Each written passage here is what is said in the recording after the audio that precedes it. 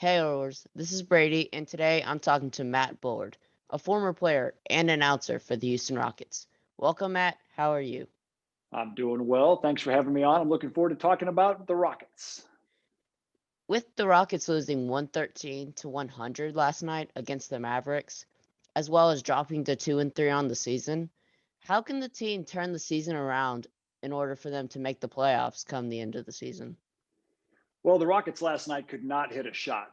Offensively, the ball was really getting sticky. It wasn't moving around the floor as well as it was earlier in the season.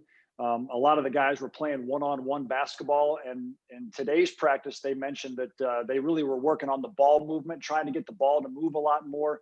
Dallas really played a good defensive game last night. They took the Rockets out of the offense that they were trying to run, and the Rockets weren't able to counter that good defensive technique by the Dallas Mavericks. So the Rockets are going to have to get more practice time. They're going to have to work on moving the basketball around, playing more in Steven Silas's offense. And I think as the players get in better shape, they'll hit better shots.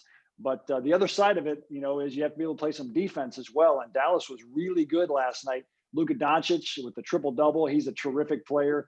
And Tim Hardaway Jr.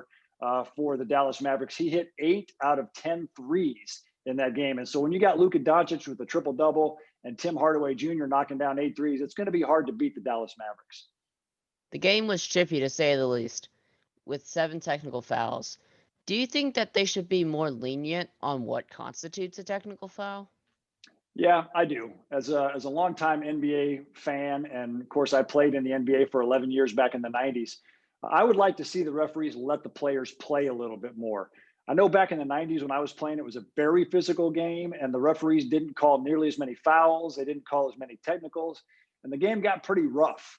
And the NBA looked at that and they said, hey, we want a little bit cleaner game. We want more high scoring games. We want offensive players to have more freedom to be able to play their offensive game. And so the NBA has changed the rules over time to give the offensive player a bigger advantage. And we're seeing a much better game, I think, now. It's a faster pace game, high scoring game, lots of high flying dunks, great step back threes.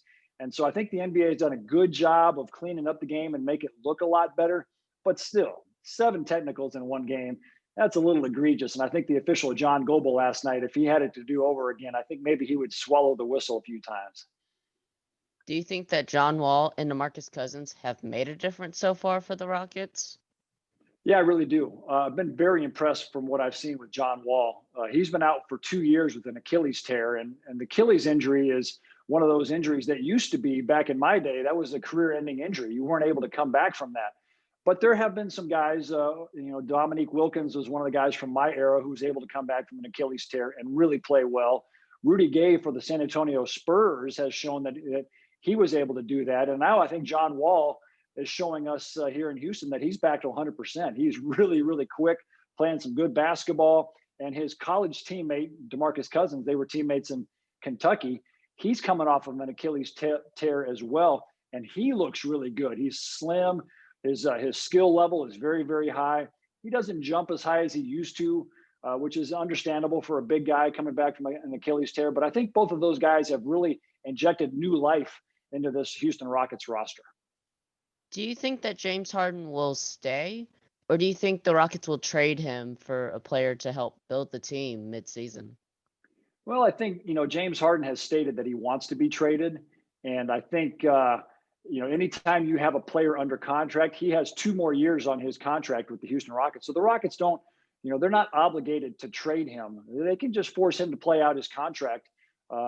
He's signed his name on the line. He's supposed to be playing for the Houston Rockets. But I think what James is realizing now is this roster that we have in Houston is actually pretty good. John Wall and DeMarcus Cousins and Jayshawn Tate is a new guy that we've added, and Sterling Brown has been terrific. And David Nwaba is another player that really looks good out there. So I think James Harden now is realizing that this Houston Rockets team has been reloaded. It's got a new roster. We've got a new coach in Steven Silas. And I think James is liking what he's seen. I think he's really starting to have fun playing basketball again with these guys. So, maybe we might see James Harden in the Houston Rockets uniform throughout the rest of this season and perhaps for the rest of his career. Thanks, Matt, for coming on the show. Always fun talking hoops. Thanks for having me. Tune in next week for more NBA talk.